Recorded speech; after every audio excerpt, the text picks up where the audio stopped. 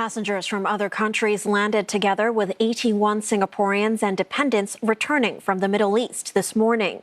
They were on a Singapore military aircraft from Jeddah in Saudi Arabia.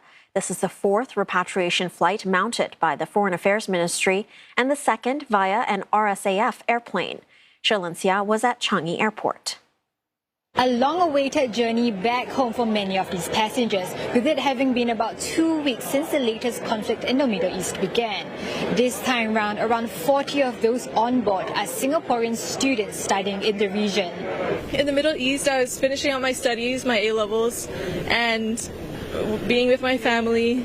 Unfortunately, I'm separated from my mother. She still plans to work there. Some Singaporeans, they plan to stay in the Middle East for work, but I have to start school, and I was unsure whether the airbase would open soon.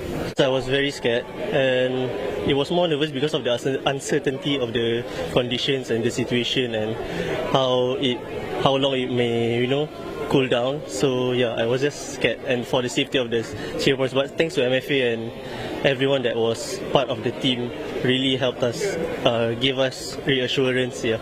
Acting Minister in charge of Muslim Affairs, Faisal Ibrahim, was present at the arrival hall to welcome them. He says agencies will engage the students and provide them with support as they navigate disruptions, including counselling when needed. We hope that these measures will offer some support and reassurance to students and their families during this uncertain time.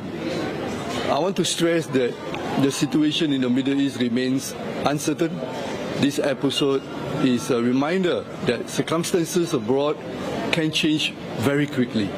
MFA has advised Singaporeans to defer all travel to the Middle East region due to the security concern and situation and disruptions to flights. Meanwhile, this flight also carried passengers from several other countries, including Australia, Indonesia and Vietnam. Authorities say Singaporeans were prioritised, with efforts made to ensure that they secured seats before the remaining slots were released to non-Singaporeans. I'm very grateful again for the opportunity given by the Singapore Consulate Office.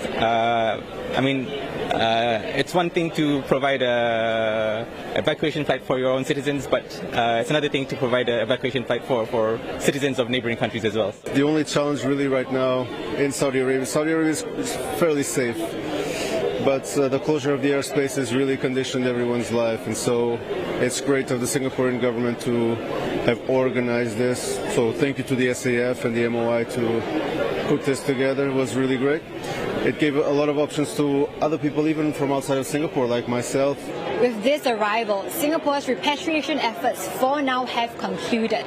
The Foreign Affairs Ministry remains in touch with remaining Singaporeans still in the region, and CNA understands that if necessary, further arrangements may be made as the situation develops.